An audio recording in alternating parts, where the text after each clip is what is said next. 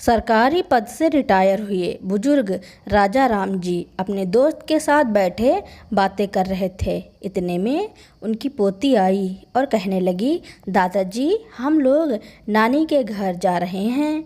मैं वहाँ बहुत मज़े करूँगी, आप यहाँ अकेले रह जाएंगे। यह सुनकर बहुत विचलित हो गए। 70 वर्षीय राजा राम जी घर में अकेले थे। भूख से उनका हाल बेहाल हो रहा था।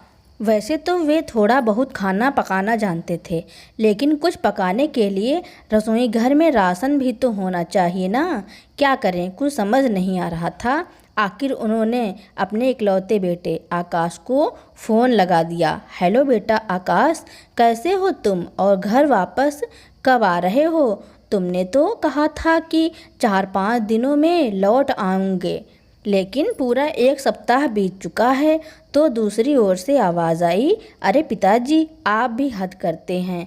अब इंसान कहीं जाता है तो 4-5 दिन ऊपर नीचे तो हो ही जाते हैं। अभी हमारा आने का कोई प्लान नहीं है। इस शुक्रवार मेरे साले की सगाई है। अब हम लोग उसके बाद ही आ पाएंगे। कम से कम 1 सप्ताह तो लग ही जाएगा। यह सुनकर राजा राम जी बोले, लेकिन बेटा इतने दिनों में यहाँ कैसे रहूँगा? जो राशन घर में पड़ा था वह तो ख़त्म हो चुका है। आज सुबह से मैंने कुछ नहीं खाया और पैसे भी कहाँ हैं मेरे पास जो कुछ खरीद ले आता। बेटा अब भूख बर्दाश्त नहीं हो रही, ऐसा लग रहा है जैसे मेरी जान ही निकल जाएगी। कहते कहते राजा राम जी रोने लगे। तो उनका बेटा आकाश बोला, कमाल करते हैं पिताजी, आप भी इतना सारा राशन रखकर आई थी आपकी बहू आपके लिए, इतनी जल्दी आपने वह सब खत्म कैसे कर दिया? तो राजा राम जी हैरानी से बोले, अरे नहीं बेटा, मुश्किल से 4-5 दिन का ही राशन पड़ा था जो ख़त्म हो गया। फिर आकाश बोला, अब जो कुछ भी हो मेरा आना तो अभी संभव नहीं हो पाएगा। सगाई के लिए अभी हमें शॉपिंग भी करनी है और पार्टी की सारी तैयारियां भी देखनी हैं। अब सीमा के भाई की सगाई है तो पापा जी के साथ मिलकर सारा इंतजाम मुझे ही देखना होगा।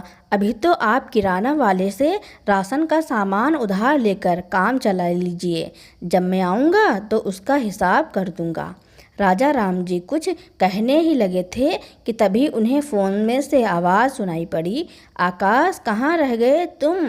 तो आकाश बोला, हाँ हाँ अभी आया। अच्छा पिताजी बहुत काम है मुझे, मैं फ़ोन रखता हूँ। आकाश ने फ़ोन काट दिया, लेकिन उसने जो कुछ भी कहा उस पर राजा राम जी को अभी तक यकीन नहीं हो रहा था। सोचने लगे कि जब यही बेटा छोटा था और घर में राशन की कमी होती थी तो हम लोग भूखे पेट रह जाते थे, लेकिन उसे कभी भूखा नहीं छोड़ा था। आज वही बेटा 5 दिन का राशन घर में रखकर अपने पिता को अकेला छोड़कर चला गया है और वहाँ अपने सास ससुर की चाकरी कर रहा है। कैसे बदल जाते हैं बच्चे कि माँ बाप का दर्द भी दिखाई नहीं देता। सोच सोच कर ही राजा राम जी की आंखों से आंसू बह रहे थे, लेकिन भूख बहुत ज़्यादा थी। आखिरकार पास की राशन की दुकान पर गए और जगते हुए कुछ राशन उधार देने को कहा, लेकिन राशन वाले ने उधार देने से साफ साफ मना कर दिया। शर्मिंदा होकर राजा राम जी वापस अपने घर लौट आए, लेकिन अब क्या करें यह उन्हें समझ में नहीं आ रहा था। बैठे बैठे उन्हें कुछ ख्याल आया और वह जल्दी से घर में ताला लगाकर घर के पास वाले मंदिर में चले गए। देखा तो मंदिर में भंडारा चल रहा था। राजा राम जी ने एक पत्तल में प्रसाद लिया और मंदिर के मैदान में बैठकर खाने लगे और पेट की भूख शांत करके थोड़ी देर वहीं बैठे रहे और सोचने लगे कि आखिर इस तरह कब तक गुजारा होगा। बच्चों को आने में तो अभी 1 सप्ताह बाकी है। थोड़ी देर बाद जब वे अपने घर जाने के लिए मंदिर से बाहर निकले तो 7-8 साल के 2 छोटे छोटे बच्चे उनके पास आए और बोले, बाबा आम खरीद लो, 50 रुपए किलो हैं। उन्हें देखकर राजा राम जी के मन में कुछ ख्याल आया और बोले, बेटा यह आम तुम कहाँ से लाते हो? बाबा, मंदिर के पीछे ही एक बहुत बड़ा बाग है। जिन चाचा का वह बाग है वह हमें उनके आम बेचने के बदले पैसे देते हैं। बाबा, आम लोगे क्या? नहीं बेटा, मुझे नहीं चाहिए, कहकर राजा राम जी अपने घर वापस आ गए। लेकिन फिर सोचने लगे कि अगर वह छोटे छोटे बच्चे खुद कमाकर खा सकते हैं तो मैं क्यों नहीं? मैं बूढ़ा हुआ हूँ, बीमार तो नहीं।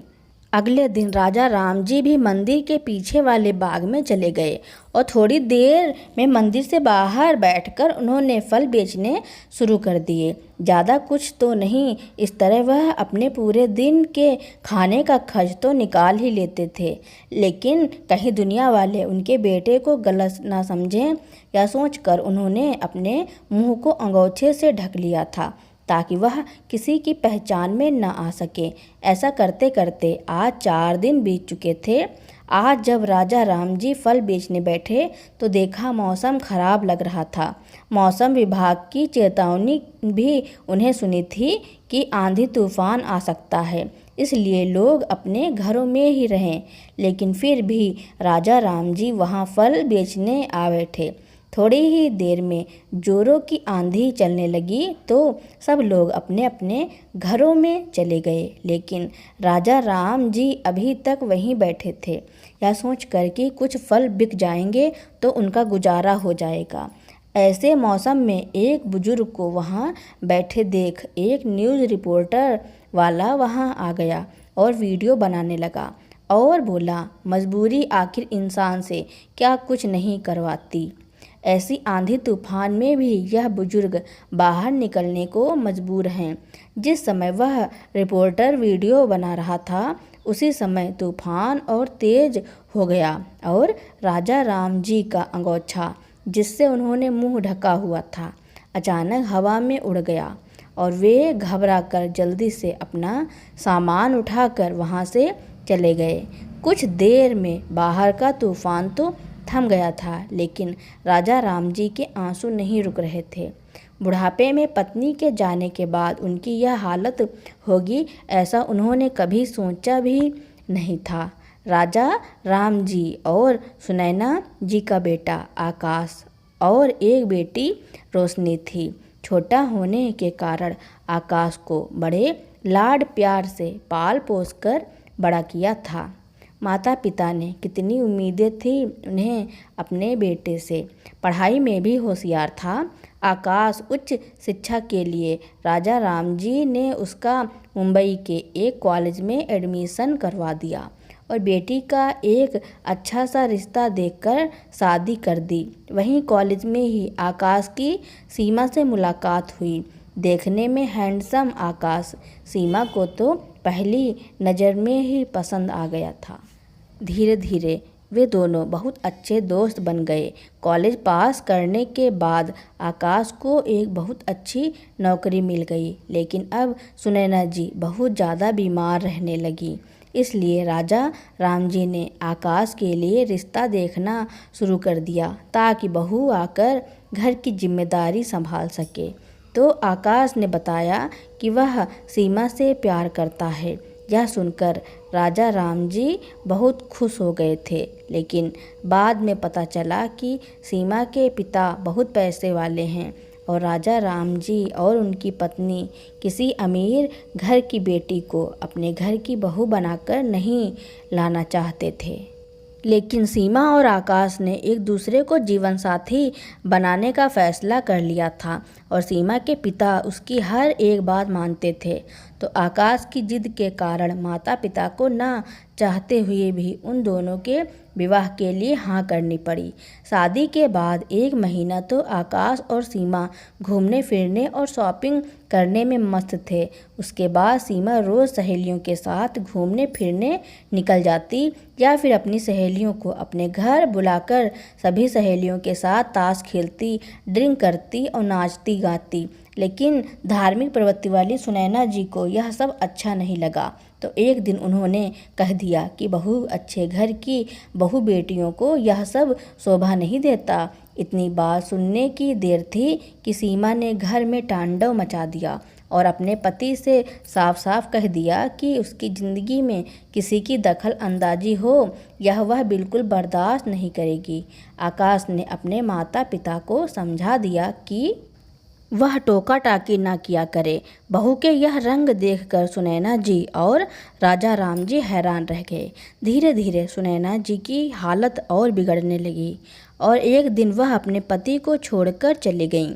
राजा राम जी की बेटी रोशनी कभी कभार अपने पिता से मिलने आ जाया करती थी ताकि उनका अकेलापन बांट सके, लेकिन सीमा को अपनी ननद फूटी आंख नहीं सुहाती थी। समय अपनी रफ्तार से चलता रहा और करीब 2 वर्ष के बाद सीमा और आकाश के एक बच्चा हुआ। जब उनका बेटा 5 वर्ष का हुआ, उन्होंने एक बहुत बढ़िया पार्टी रखी। पार्टी से दोनों दिन पहले सीमा के मायके वाले उसके घर पहुंच गए। आकाश की बहन रोशनी भी बड़े उत्साह के साथ उस पार्टी में शामिल हुई। अब सीमा ने अपनी माँ के साथ मिलकर अपनी ननद के खिलाफ एक चाल चली। पार्टी से अगले दिन जब सीमा अपने घर जाने को तैयार हुई तो उसी समय सीमा ने शोर मचा दिया कि उसकी माँ के झुमके चोरी हो गए। ऐसा कहते हुए उसने पहले तो इधर उधर झुमके ढूंढने का दिखावा किया और फिर अपनी ननद के बैग की सबके सामने तलाशी लेने लगी और कपड़ों के बीच अपनी माँ के झुमके देखकर उसने तो घर में तूफान खड़ा कर दिया। देखो आकाश, क्या हरकत की है तुम्हारी दीदी ने। आज तक इतने महंगे झुमके कभी देखे नहीं होंगे ना। चाहिए थे तो मांग लेती, लेकिन इस तरह चोरी करना गलत बात है।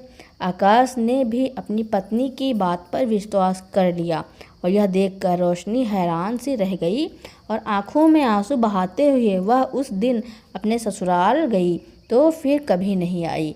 लेकिन जाते जाते उसने इतना ज़रूर कहा, सीमा, भगवान से डरना। जो इल्ज़ाम तुमने मुझ पर लगाया है एक दिन वो लौटकर तुम पर भी आएगा। इतना कहकर वह रोते हुए अपने घर लौट गई। इधर बेटी पर लगे चोरी के इल्ज़ाम का सदमा राजा राम जी बर्दाश्त नहीं कर पा रहे थे। उनकी बेटी ने भी वहां आना बंद कर दिया था। कभी कभार फ़ोन करके पिता का हालचाल जान लिया करती थी। धीरे धीरे उनकी तबीयत भी थोड़ी ख़राब रहने लगी। एक दिन सीमा के पास उसके मम्मी पापा का फ़ोन आया और बोले, सीमा बेटी, तुम्हारे भाई के लिए रिश्ते की बात चल रही है। हमें तो सब कुछ ठीक लग रहा है। एक बार तुम लोग भी आकर देख लो। वैसे भी बच्चों की गर्मियों की छुट्टियां हैं, आओगे तो कुछ दिन यहाँ रह लेना। इस बारे में जब सीमा ने अपने पति आकाश से बात की तो आकाश बोला, अगर हम कुछ दिन के लिए वहाँ चले जाएंगे तो यहाँ पिताजी अकेले कैसे रहेंगे। इस बात पर सीमा भड़क उठी। अब क्या हर जगह तुम्हारे पिताजी को अपने साथ लेकर जाऊंगी क्या। तो आकाश बोला, अरे मैंने ऐसा कब कहा। लेकिन तुम ही देखो, काम वाली बाई भी 1 महीने की छुट्टी लेकर अपने गांव गई है। पीछे पिताजी कैसे रहेंगे, उनके लिए खाना कौन बनाएगा। तो सीमा बोली, अच्छा, आज अपने पिता के लिए बड़ा प्यार जाग उठा है आपके दिल में। मेरी तो आपको बिल्कुल चिंता नहीं होती और वैसे भी रोटी बनानी तो उन्हें आती ही है। अरे सीमा, लेकिन उनकी तबीयत भी ठीक नहीं रहती। अच्छा भले तो हैं तुम्हारे पिताजी, क्या हुआ है उनकी तबीयत को। जब सुबह शाम सैर करने के लिए बाहर जा सकते हैं तो क्या खड़े खड़े अपने लिए 2 रोटियां नहीं पका सकते। मैं उनके लिए घर पर राशन का सामान रख कर जाऊंगी। आराम से पकाते रहेंगे और खाते रहेंगे। सीमा ने कहा तो आकाश बोला, ठीक है बाबा, तुमसे कभी बहस में जीत पाया हूँ क्या। मैं कहकर आकाश अपने ऑफिस जाने लगा। तभी सीमा ने आवाज़ दी, आकाश, मेरे मायके जाने के लिए ऑफिस से लौटते वक्त कोई उपहार भी लेते आना। मेरे मम्मी पापा हर बार हमें कितना कुछ देते हैं, इसलिए जो भी उपहार लाओगे अच्छे से लाना। सीमा ने कहा तो आकाश ने हाँ में सिर हिला दिया और ऑफिस चला गया। शाम के समय राजा राम जी का एक दोस्त उनसे मिलने के लिए आया तो उसी समय उनकी पोती उनके पास आई और बोली, दादाजी हम तो नानी के घर जाएंगे और खूब ढेर सारी मस्ती करेंगे, लेकिन हम आपको नहीं लेकर जाएंगे, आप यहाँ अकेले रहना। ऐसा कहते हुए उनकी पोती हंसने लगी। पोती के मुंह से ऐसी बात सुनकर राजा राम जी हैरान रह गए। तभी उनका दोस्त बोला, किस सोच में पड़ गए राजा राम जी? पोती की बात पर पर्दा डालते हुए राजा राम जी फीकी हंसी हंसते हुए बोले, अरे नहीं नहीं, यह तो ऐसे ही मस्ती कर रही होगी। अगर बेटा बहू कहीं बाहर जाएंगे तो क्या मुझे बताकर नहीं जाएंगे? और अगर उन्हें कहीं जाना हो तो जाएं। जब इतने दिन ज़िंदगी काट ली है तो आगे भी कट ही जाएगी, और कुछ नहीं तो अपने लिए 2 रोटी तो मैं बना ही सकता हूँ। कहते कहते राजा राम जी रुआसे से हो गए। कुछ देर बातचीत करके राजा राम जी का दोस्त अपने घर चला गया, लेकिन राजा राम जी के दिमाग में अभी तक अपनी पोती द्वारा कही गई बात घूम रही थी।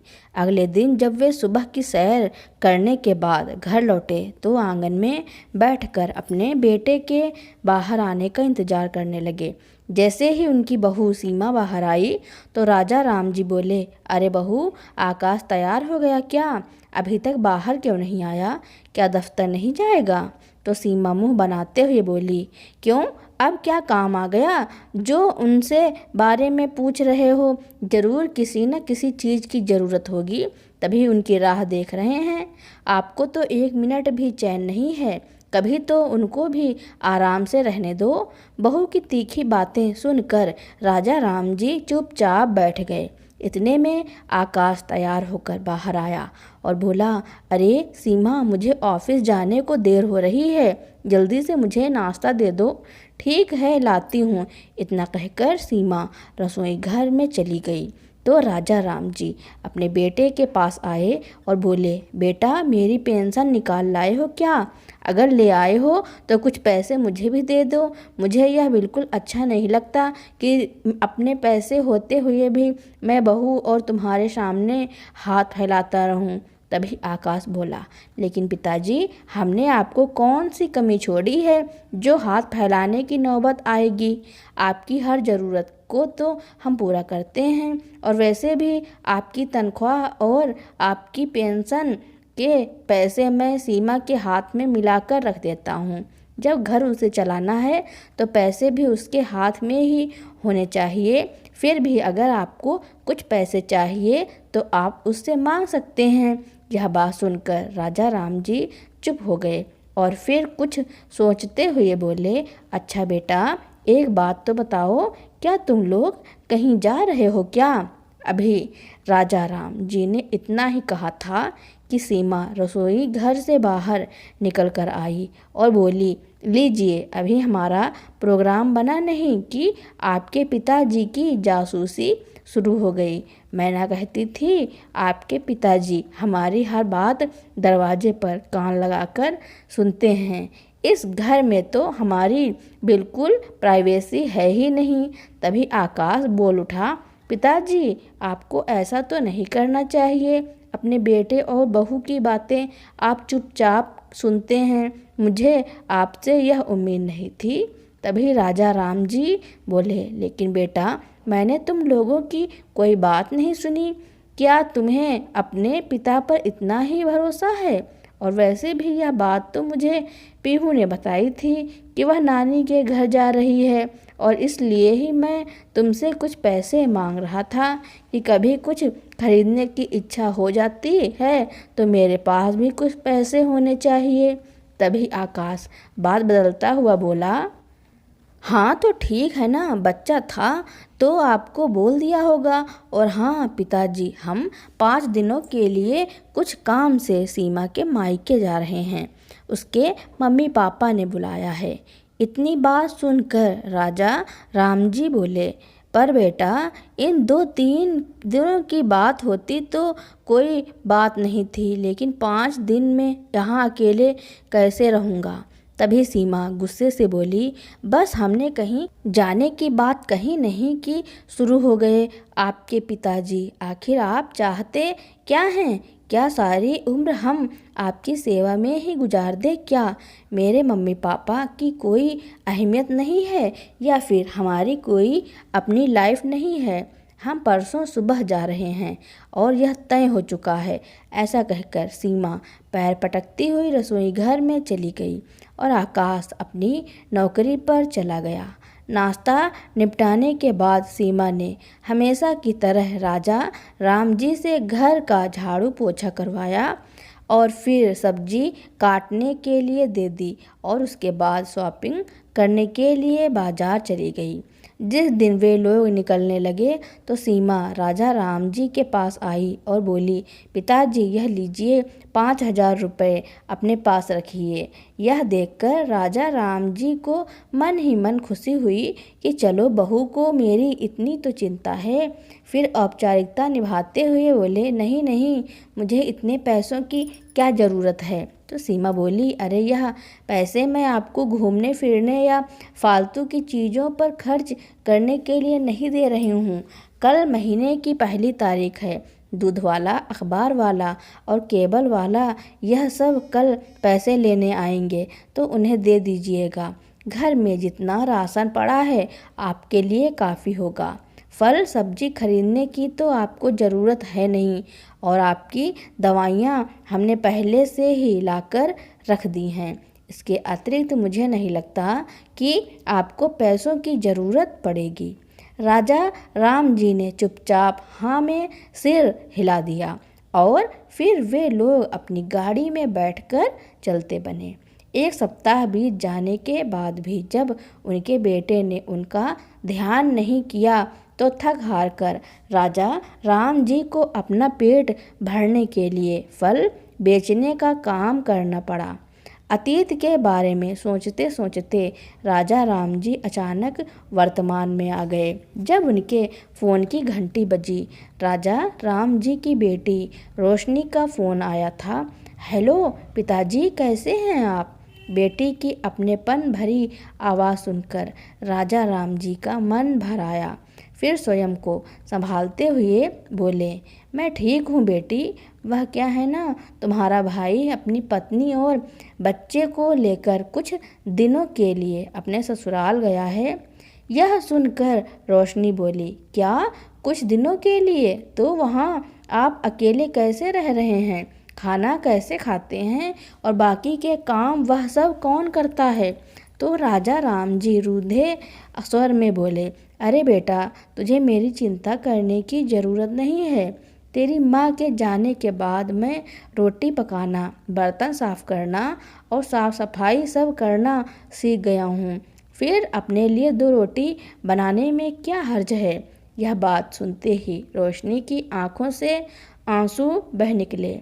उनके पिता, जिन्होंने कभी एक गिलास पानी के लिए भी रसोई घर में जाने की ज़रूरत नहीं पड़ी थी, वह आज माँ की अनुपस्थिति में घर का एक एक काम स्वयं करते हैं। इसके बाद वह कुछ बोल न सकी और उसने फ़ोन रख दिया।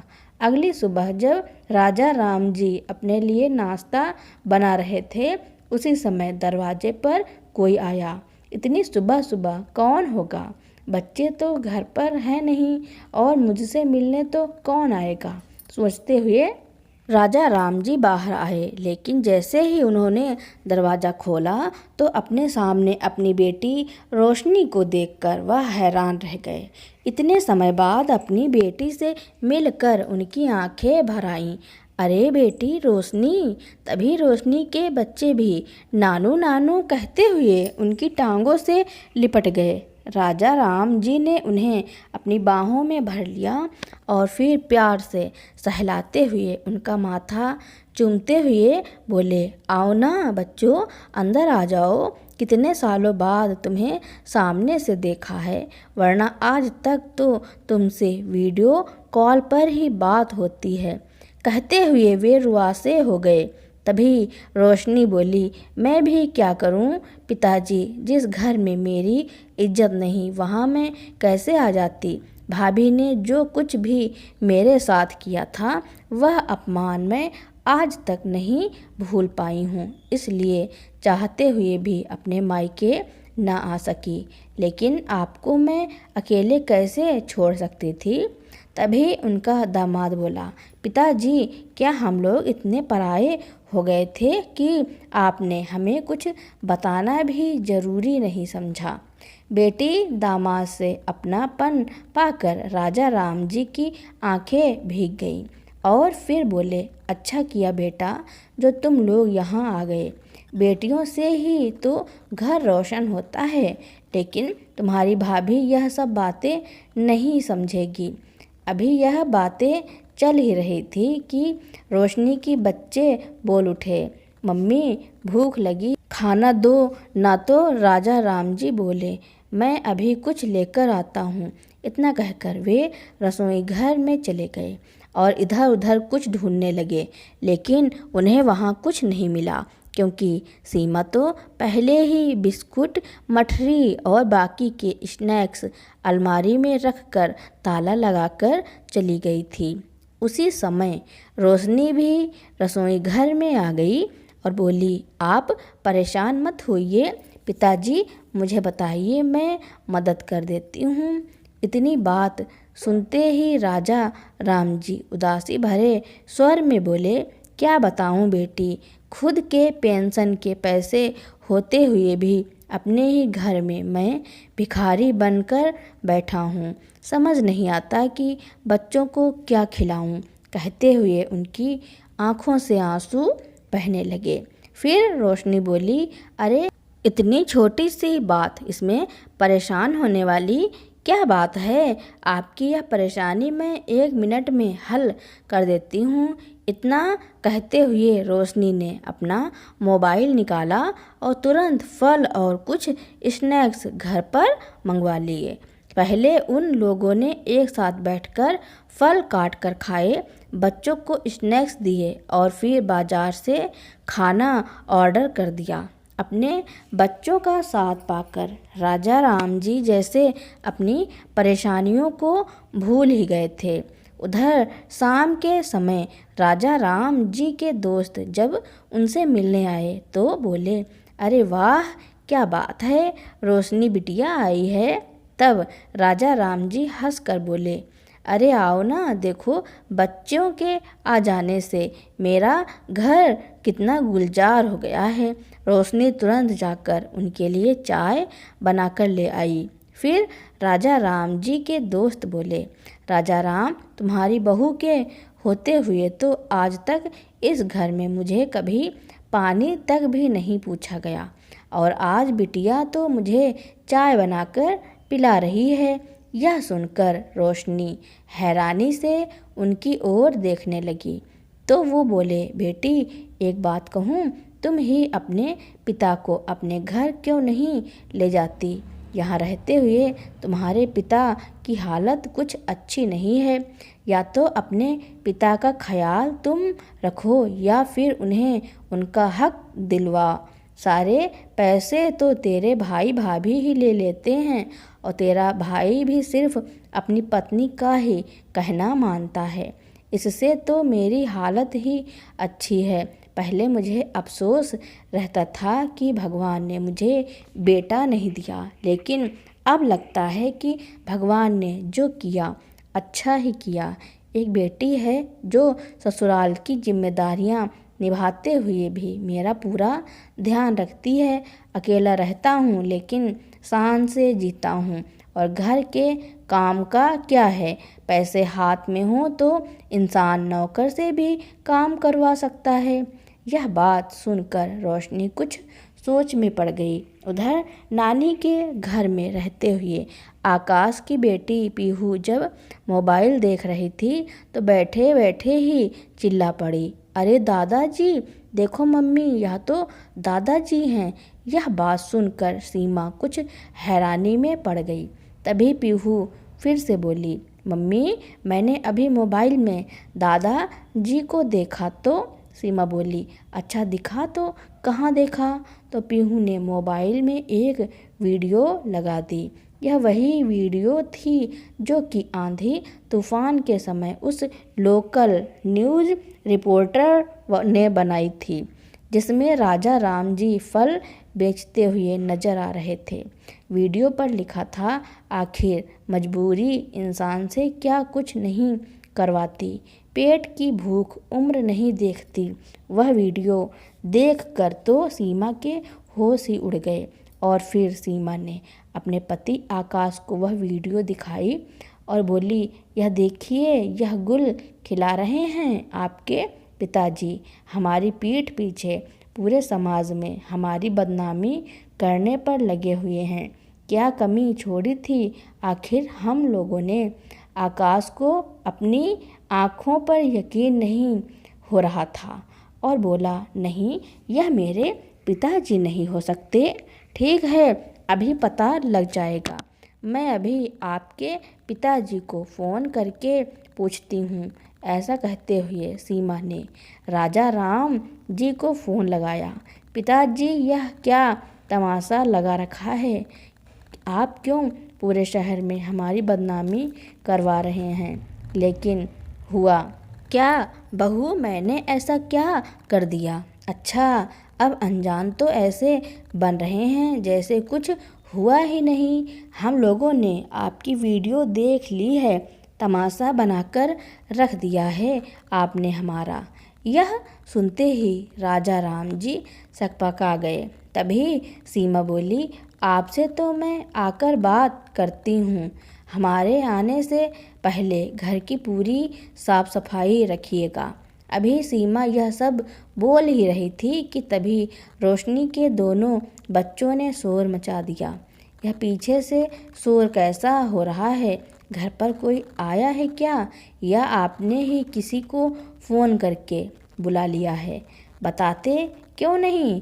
कहते हुए सीमा भड़कने लगी। तभी राजा राम जी हड़बड़ाते हुए बोले, वह बहू, वह बात यह है कि अरे ठीक से बताते क्यों नहीं, वो क्या कर रहे हैं? तभी रोशनी आगे आई और बोली, मुझे फ़ोन दीजिए पिताजी, मैं बात करती हूँ। क्या हुआ भाभी?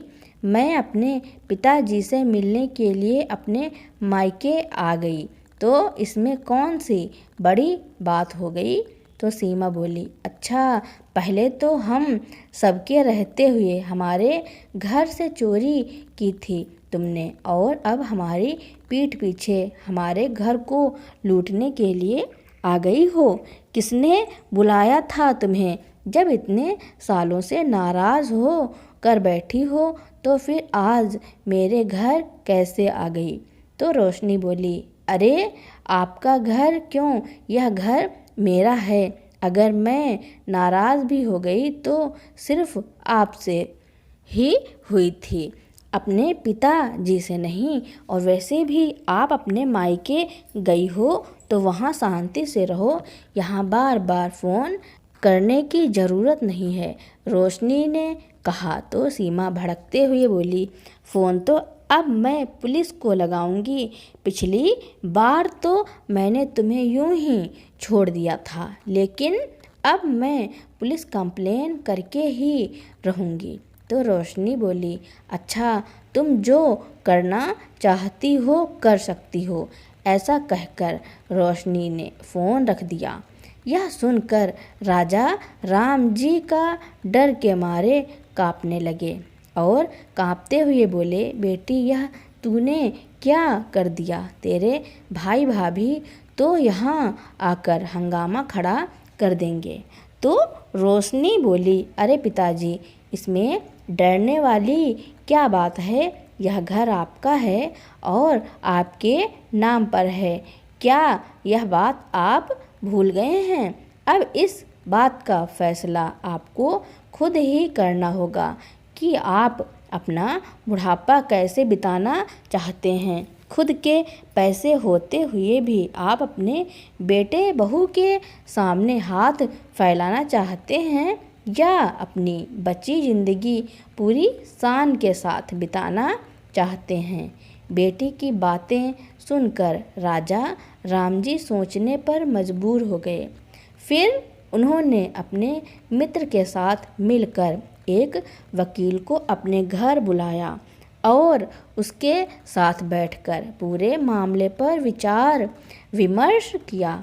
उधर जब सीमा ने अपने पति आकाश को फ़ोन पर हुई सारी बात बताई तो वो दोनों अपनी बेटी को लेकर अगले दिन ही घर वापस पहुंच गए। आते ही सीमा अपनी ननद पर बरस पड़ी। तुम्हारी हिम्मत कैसे हुई मेरे साथ इतनी बदतमीजी से बात करने की? निकल जाओ मेरे घर से बाहर। तभी आकाश भी उसकी हाँ में हाँ मिलाता हुआ बोला, अभी के अभी अपना सामान उठाओ और अपने बच्चों को लेकर अपने घर चलती बनो। तभी रोशनी मुस्कुराते हुए बोली, मुझे तो लगा था कि भाभी तो पराई है, कम से कम आप तो पिताजी की तकलीफ़ों को समझेंगे, लेकिन आपने तो उसे भी पीछे छोड़ दिया। और जहाँ तक रही यहाँ से निकलने की बात, तो यह घर मेरा भी है, मेरा भी इस घर में हिस्सा है। वह बात अलग है कि मैंने आज तक कभी अपना हिस्सा नहीं मांगा। यह सुनकर सीमा गुस्से में आ गई और जैसे ही अपनी ननद पर हाथ उठाने लगी तभी राजा राम जी बोले, खबरदार बहू, जो एक कदम भी मेरी बेटी की ओर बढ़ाया तो मुझसे बुरा कोई नहीं होगा। तो सीमा बोली, अच्छा आज इतनी हिम्मत आ गई, लगता है बेटी ने खूब खिलाया पिलाया है, जो आवाज़ में भी जोश आ गया है। तभी आकाश की बेटी नाश्ता लेकर बाहर आई और बोली, देखो मम्मी, इतना सारा सामान पड़ा है रसोई में। फिर सीमा बोली, वह सब तो मैं बाद में देखूंगी, लेकिन अभी इन बाप बेटी को मैं नहीं छोड़ूंगी। अभी के अभी निकल जाइए मेरे घर से बाहर। यह सुनते ही राजा राम जी के सब्र का बांध टूट गया। गुस्से भरी कड़कती आवाज़ में बोले, बेशर्म औरत, ना तो तुम्हारे माँ बाप ने तुम्हें कुछ संस्कार दिए और ना ही कोई तमीज़ सिखाई। आज तक मैं तुम्हारी बदतमीजी बर्दाश्त कर रहा था, लेकिन अब नहीं, यह घर मेरा है और मेरी बेटी यहाँ से कहीं नहीं जाएगी। तभी आकाश गुस्से से बोला, पिताजी, आपका दिमाग तो ठीक है, आपकी हिम्मत कैसे हुई मेरी पत्नी को ऐसी बात कहने की? तो राजा राम जी ने एक जोरदार थप्पड़ अपने बेटे के गाल पर जड़ दिया और बोले, नालायक, अपना परिवार लेकर अभी के अभी निकल जा मेरे घर से। तो आकाश बोला, आप चाहें जो कर ले, लेकिन हमें इस घर से नहीं निकाल सकते। उसी समय वकील साहब अंदर आए और बोले, क्यों नहीं निकाल सकते? यह घर आज भी तुम्हारे पिताजी के नाम पर है और तुम लोग उनके पेंशन के पैसे भी रख लेते हो। यह तो बिल्कुल नाइंसाफ़ी है। यह बात सुनकर आकाश हैरान रह गया। तभी वकील साहब ने कोर्ट का कागज़ उनके हाथ में थमाया और बोले, एक सप्ताह के अंदर अंदर तुम्हें इस घर को खाली करना होगा और आज तक अपने पिता की पेंशन के जितने भी पैसे तुमने खर्च किए हैं वह तुम्हें उन्हें वापस लौटाने होंगे, वरना जेल की हवा खाने को तैयार हो जाओ। यह सुनते ही आकाश और सीमा के पैरों तले जमीन सरक गई। वे एक दूसरे के मुंह को ताकने लगे। फिर आकाश ने सीमा को इशारा किया और दोनों अपने पिता के पैर पकड़कर माफ़ी मांगने लगे। लेकिन राजा राम जी ने तय कर लिया कि वह अब कमज़ोर नहीं पड़ेंगे। ज़ोरदार आवाज़ में वे बोले, यह मगरमच्छ के आंसू तुम किसी और को दिखाना, मैं तुम्हारी रग रग से वाकिफ़ हूँ। सही कहा था मेरी बेटी ने कि मैंने आज तक अपने लिए आवाज़ नहीं उठाई, जिस कारण तुम लोगों ने मुझे एक भिखारी की ज़िंदगी जीने पर मजबूर कर दिया। लेकिन अब मैं तुम लोगों का मुंह नहीं देखना चाहता, निकल जाओ मेरे घर से। ऐसा कहकर वह अपने कमरे में चले गए। 3 दिन बाद आकाश अपनी पत्नी और बेटी को लेकर वह घर छोड़कर चला गया। अब राजा राम जी उस घर में अकेले रह रहे थे, लेकिन उनकी बेटी रोशनी को अपने पिता की चिंता अंदर ही अंदर खाए जा रही थी। इसलिए उसने उन्हें अपने साथ चलने को कहा, लेकिन राजा राम जी ने उसके साथ आने से मना कर दिया और कहा, बेटी, इस घर में तुम्हारी माँ की यादें बसती हैं और वैसे भी बेटी के घर पर रहना माँ बाप को शोभा नहीं देता। तो रोशनी ने इस बात का भी हल निकाल दिया और मकान के ऊपर के हिस्से में किराएदार बिठा दिया और अपने पिता की देखभाल के लिए एक नौकर भी रख दिया, जो दिन भर उनका काम करता और रात में भी उनका ख्याल रखता। अब रोशनी हर रोज़ अपने पिता से फ़ोन पर बात करती, उनका हालचाल पूछती और सप्ताह में एक बार अपने बच्चों को लेकर उनसे मिलने भी आ जाती। अब राजा राम जी अपनी मर्जी से अपनी ज़िंदगी जीने लगे थे। अपने मित्र के साथ सुबह शाम कभी पार्क में टहलने जाते, तो कभी मंदिर या गुरुद्वारे में चले जाते, कभी कभार घूमने फिरने भी निकल जाते। उनका समय अब अच्छे से कटने लगा था। बेटे से नाता तोड़कर अब उन्होंने भी अपने मन को समझा लिया था। अब उनका जीवन सुख शांति से गुजर रहा था, लेकिन उधर अपने पिता के साथ इतनी नाइंसाफ़ी करने के बाद भला उनके बेटे बहू सुख शांति की ज़िंदगी कैसे गुजार सकते थे। इधर घर से निकलने के बाद आकाश और सीमा ने एक किराए का घर ले लिया, लेकिन अब परेशानी यह थी कि आकाश के पास ना तो अपने पिता की पेंशन थी और ऊपर से घर का किराया भी देना था। आमदनी कम थी, खर्चा बहुत ज़्यादा था। इस हालत में भला सीमा कैसे गुजारा कर सकती थी। अब तो आए दिन दोनों की लड़ाई होने लगी और एक दिन अपने पति से लड़कर सीमा अपनी बेटी को लेकर अपने मायके चली गई। हर बार की तरह इस बार भी सीमा की भाभी ने उसकी खूब आवभगत की। कुछ दिन बहुत अच्छे से गुजरे, लेकिन धीरे धीरे सीमा अपनी भाभी की नज़रों में खटकने लगी और धीरे धीरे भाभी का व्यवहार सीमा के प्रति बदलने लगा। अब उसकी भाभी उससे छुटकारा पाने की तरकीब खोजने लगी। इस दौरान उसके माता पिता का केदारनाथ जाने का प्लान बन गया और सीमा की भाभी को तो जैसे इसी मौके की तलाश में थी। आखिरकार सीमा के साथ भी वैसा ही हुआ जैसा उसने अपनी ननद के साथ किया था। एक दिन उसकी भाभी यहाँ वहाँ देखते हुए बोली, मेरे सोने के कंगन कहीं मिल नहीं रहे हैं, बहुत कीमती हैं।